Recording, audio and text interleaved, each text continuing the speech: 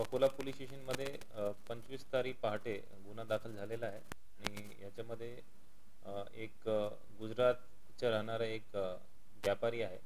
ते इथे नेहमी मुंबईमध्ये तीन चार दिवसासाठी येतात.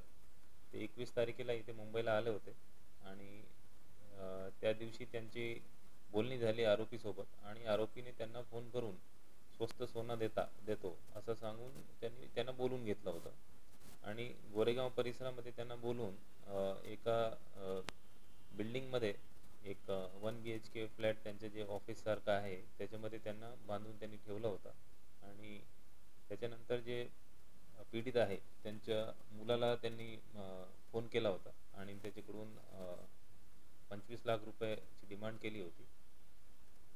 गुन्हा दाखल झाल्यानंतर आमची 5 ते 6 टीम आम्ही टोटल तयार केली होती आणि ते संपूर्ण गोरेगाव, बोरिवली आणि चांदिवली परिसरात तपास दरम्यान पाठलाग करत होते आरोपीच्या आणि 25 तारखेला रात्री म्हणजे काल रात्री याच्या डिटेक्शन झाला आणि आरोपीला पकडण्यात आलेला आहे.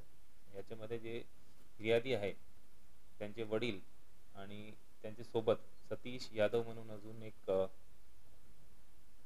कट करावा दस्ते तपास करून आमची टीमने गुन्हा डिटेक्ट केलेला आहे आणि याच्यामध्ये 3 आरोपी आम्ही अटक केलेले आहेत. त्यांचे नाव आहे राधेश्याम सोनी, सतीश यादव आणि धर्मेंद्र रविदास.